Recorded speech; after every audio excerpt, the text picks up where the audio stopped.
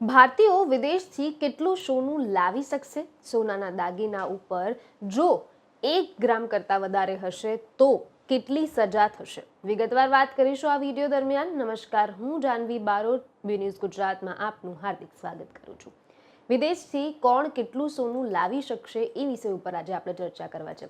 Passport act 1967 મુજબ ભારતીય નાગરિક તમામ પ્રકારનું સોનું, જ્વેલરી અને સિક્કા લાવી શકે છે, પરંતુ તેની કેટલીક મર્યાદાઓ છે. સોનાનો માત્ર આટલો જ જથ્થો કસ્ટમ પરથી તમે લાવી શકો છો, બાકી તમને ડ્યુટી ભરવી પડે છે. પુરુષ 20 ગ્રામ લાવી શકે છે, મહિલા 40 ગ્રામ લાવી શકે છે. 15 વર્ષથી ઓછી ઉંમરનું બાળક હોય તો એ 40 ગ્રામ લાવી શકે છે.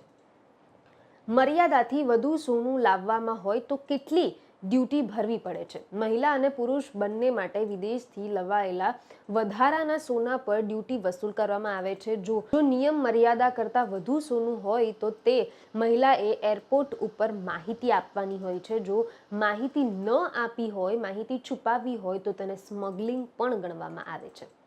પુરુષને ચૂકવવામાં આવતી ડ્યુટી 200 થી 50 ગ્રામની અંદર 3%, 50 થી 100 ગ્રામની અંદર 6%, 100 ગ્રામથી વધુ હોય તો 10% અને 10% કરતાં વધુ તેમને ડ્યુટી ચૂકવવી પડે છે. ત્યારે બીજી બાજુ મહિલાઓએ ચૂકવવામાં આવતી ડ્યુટી એ પુરુષ કરતાં થોડી ઓછી છે.